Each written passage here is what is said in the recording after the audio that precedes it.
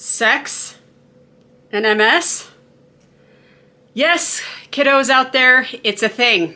Why don't you stay tuned? And I'm going to talk about it. Let's dive in.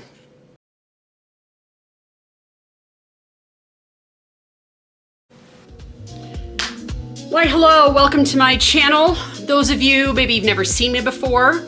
Hi, my name is Erin. I'm a registered nurse, and I'm also a multiple sclerosis patient. My plight for this channel is to help those with a brand new diagnosis of MS, trying to kind of figure out the lay of the land, cope with it, and pardon me, I'm gonna burp, not totally freak out. That's why I'm here. Today, we're gonna talk about sex. Because, I mean, God, I'm a nurse. We love to talk about that kind of stuff, right? Yeah, and so here we are. Now, first of all, those of you that might be, you're firstly just coping, if it's a new diagnosis for you, you're just trying to figure out what, sex is the last thing on your mind. So this might be a video that you might want to come back to. That said, we're still going to talk about it. Okay, so yes, sex obviously can pose some complications, or I'm sorry, did I say sex? MS can obviously pose some complications with sex. There's ultimately it breaks down into three parts.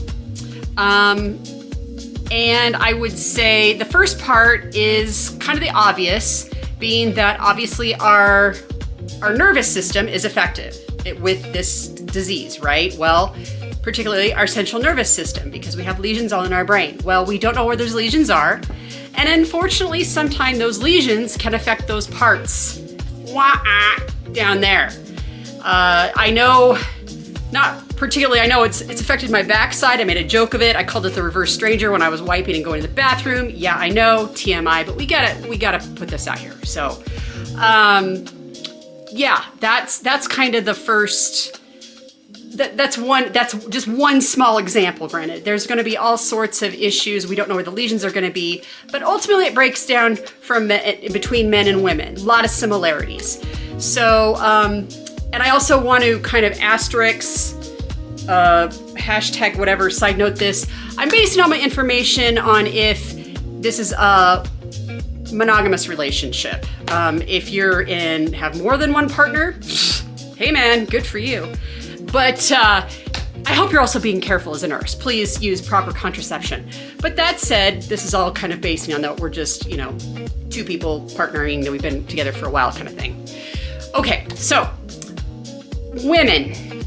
For us, things that can be affected. So first and foremost, what's the first thing that happens when we start to engage in that sexual kind of activity? Well, we like what we see. It sparks here. Well, maybe that might not be that could be the issue there, is maybe there's a lesion or something that doesn't trigger that signal, that blocks that signal, like, hey, I like what I see.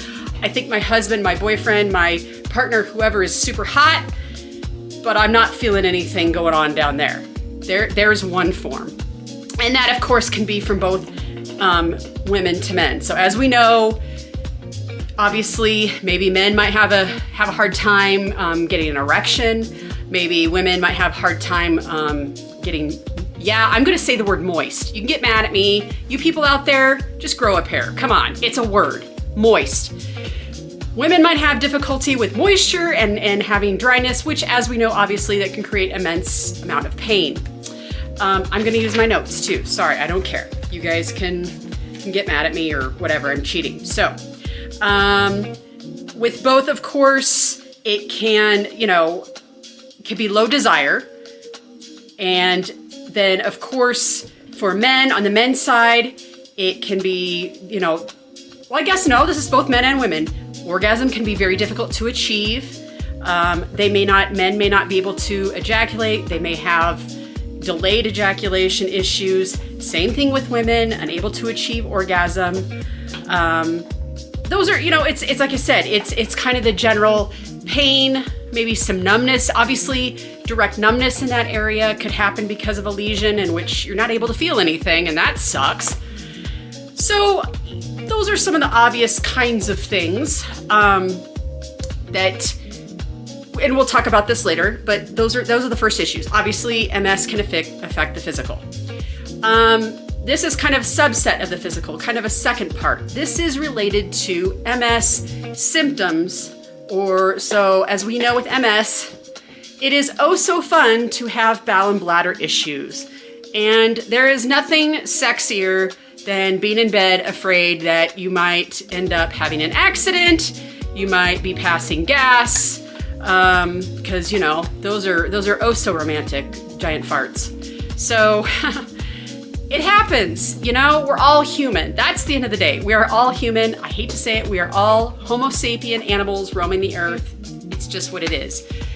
And so that can lead into kind of the third part, but it's kind of a culmination of, you know, maybe you've got some spasticity somewhere, maybe you've got some weakness somewhere, and it all creates, you know, some hindrance of wanting to, you know, feel a certain way and try to perform for your partner in a certain way.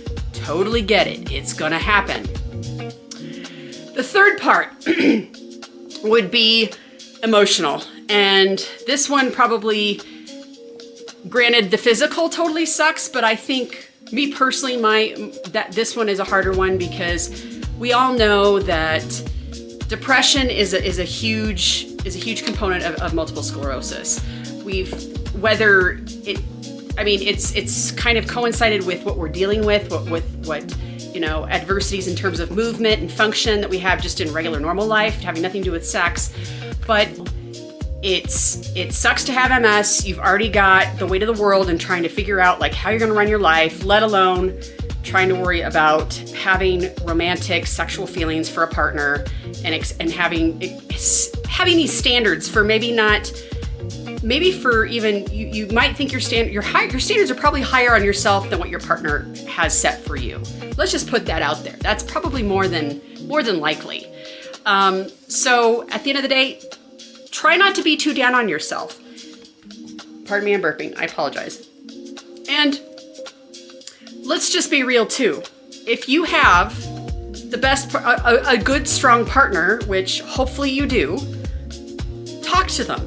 You guys can figure things out. You just sit down and go, okay, well, maybe the obvious can't happen. We're not doing the whole straight up ready to shoot a pornography. Yeah, no, nothing like that. I'm talking about like, you know, maybe, yeah, I know it's hokey and it's not the same thing, but maybe just being, you know, intimate in a way of being naked with your partner in bed and maybe not even doing anything. That can kind of hold like some sort of, you know, emotion, or getting creative. I mean, not to go all Sue Johansson on you. And if you don't know who Sue Johansson is, I'm gonna post her picture and you guys, oh my God, please go watch her. That woman is my hero. She's a badass.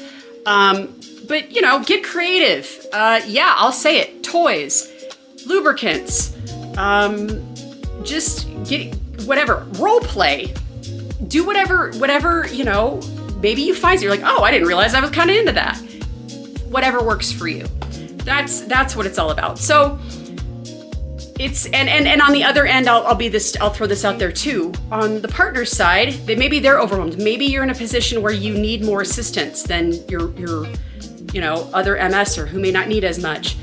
Maybe your partner is experiencing some severe like caretaker overwhelm, and that's completely understandable too, where that would probably drain you and you were not feeling too up to it too. Again, just talk to your partner, you know, it's as simple as that. Now, I'm going to kind of digress a little bit, and I'm going to go back kind of to even touching up on the last video. I'm going back to the advocacy. Talk to your doctor. Yeah, I know, that's the last thing you want to talk to. He or she is the last person. Well, then if that's the problem and you don't feel comfortable talking to your doctor, that's totally okay. Then they've got a nurse on staff somewhere surely you can talk to. Maybe if you feel more comfortable based on talking to somebody who's the same sex as you, I get it. There's people out there that you know, like, again, even as a woman, I'll be honest, for a while, I preferred a woman gynecologist. I'm sorry, I've since kind of gotten over it. It's not a big deal to me, but whatever makes you feel comfortable so you can kind of get the ball rolling, and together, hopefully, maybe your doctor can come up with also some ideas, or possibly Maybe it's with your medication. It could be a side effects with your medication that's affecting things. Maybe you need to tweak that. That's another thing. Yeah, there's lots of options. So do make sure you're talking to your doctor. Yeah. I think that was fairly comprehensive. Yeah. Please reach out to me if you have any questions. I'm here to help. This is what I want to do. I'm praying someday that this will take off and I can help my fellow MS new diagnosed people. Even though I'm not a new diagnosed, we're going to go off on a tangent. But like, subscribe, share, comment, please. And we'll see you in the next video. Take care.